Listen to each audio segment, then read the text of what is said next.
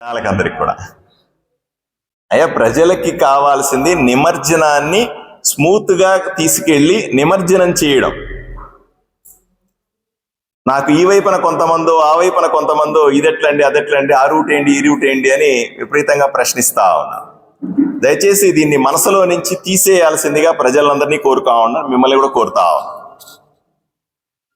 మనకందరికీ తెలుసు, ఒకసారి వెనక్కి వెళ్తే 2013 వరకు కూడా మామూలుగా సహజంగా ఉండేటువంటి మెయిన్ రోడ్ 100 అడుగులటువంటి రోడ్లో ప్రశాంతంగా వినాయక నిమజ్జనానికి సంబంధించిన ఏర్పాట్లన్నీ జరిగేవి, చేసుకుంటా పోయినారు, ఇబ్బంది లేదు. 2014లో మాజీ ఎమ్మెల్యే సాయి ప్రసాద్ రెడ్డి ఎమ్మెల్యే అయిన తర్వాత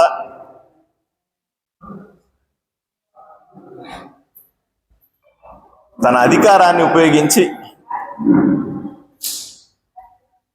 అధికార అహంకారంతో, ఈ మాట అనడానికి నేనేమి వెనుకాడను, అధికారం వచ్చిందనే అహంకారంతో వినాయకుణ్ణి తన ఇంటి ముందు నుంచి తీసుకుపోవాలి అని, ఇంటి ముందు మామూలుగా పోయే వినాయకుడు 2013 దాకా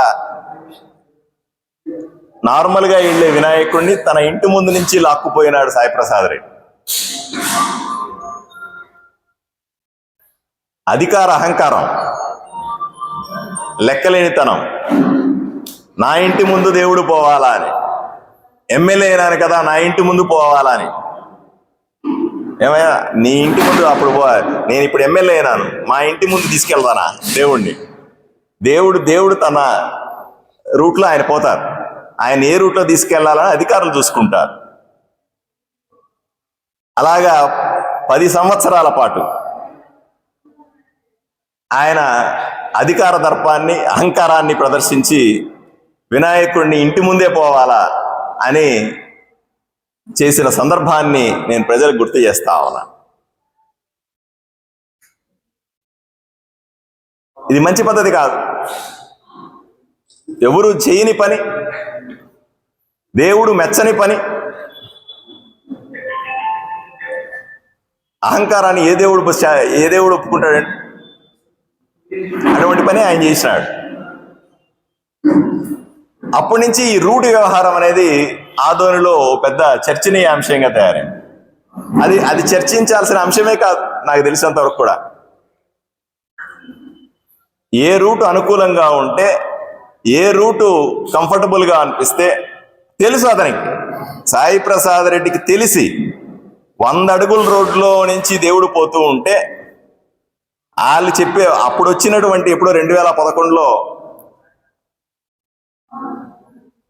ఒక చిన్న గొడవ అయిందనే దాన్ని దృష్టిలో పెట్టుకొని, దానికి రాజకీయ రంగు పులిమి, దానికి మతం రంగు పులిమి, ఆయన ఇంటి ముందు దేవుడు పోవాలని శాసించుకొని నడిపించుకున్నాడు. అందువల్ల జనాలు ఏమనుకుంటారు, ఆ రూట ఈ రూట ఇదే అదే అని చర్చ, ఇది మంచి చర్చ కానే కాదు. ప్రజలు కూడా అర్థం చేసుకున్నారు, ఇది కేవలం రాజకీయ అవసరాల కోసం, తన స్వార్థ ప్రయోజనాల కోసం, తన ఓటు బ్యాంకు రాజకీయాల కోసం, నువ్వు హిందువు నువ్వు ముస్లిము అనే విభజన తీసుకొచ్చి ప్రజల్ని మభ్యపెట్టి, ప్రజలను విడదీసి తన రాజకీయ పబ్బాన్ని గడుపుకున్నాడు సాయి ప్రసాద్ రెడ్డి. దానికి తగిన మూల్యం కూడా చెల్లించుకున్నాడు. ఈరోజు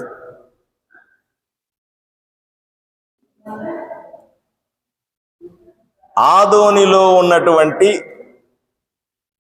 ప్రజలెవ్వరూ కూడా తాము హిందువులము, తాము ముస్లింలము, మనం క్రైస్తవులమని ఏ రోజు కూడా విడదీసుకొని చూడలే. ఏ రోజు కూడా వాళ్ళు నేను ఈ సందర్భాన్ని గుర్తు చేసుకోవాలి. నేను బక్రీద్ చేసుకుంటా ఉన్నాను, చేసుకుంటే చాలా మంది ముస్లింలు నాకు చెప్పారు, అబ్బా ఈసారి ప్రశాంతంగా బక్రీద్ చేసుకున్నామండి అన్నారు. ఎందుకండి అట్లా అంటారన్న.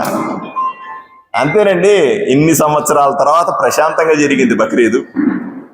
అప్పుడు ఆయనే సమస్య సృష్టించేవాడు, ఆయనే తీర్చినట్లుగా యాక్షన్ చేసేవాడు, ఇబ్బంది పెట్టేవాడు. ఆ పరిస్థితులు ఈరోజు లేవు. అందరూ ప్రశాంతంగా ఉన్నారు, ఎక్కడ ఏం ఇబ్బంది లేదని.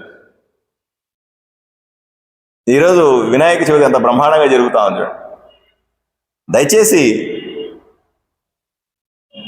రూట్లని ఎవరు కూడా ఆలోచన చేయొద్దు. అది పోలీసులు తీసుకునేటువంటి నిర్ణయం. అధికారులు, పోలీసులు ఏది కంఫర్టబుల్గా అనిపిస్తే దాన్ని వాళ్ళు అనుసరిస్తారు. అది కేవలం కొంతమంది కావాలని పనిగట్టుకొని ఎవరైనా రూట్ విషయం దుష్ప్రచారం చేస్తే ఒప్పుకునేది లేదు. ఆదోనిలో ఎవరైనా సరే అశాంతికి కారణమైతే వాళ్ళని ఏమాత్రం ఉపేక్షించం.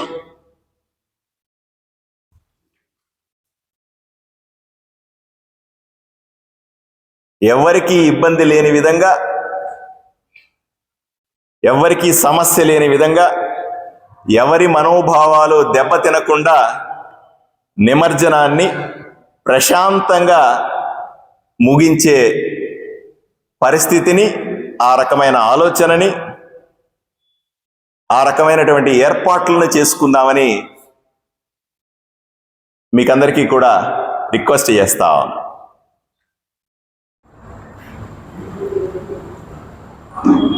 ఈరోజు చాలా సంతోషంగా మనం ఉన్నాం.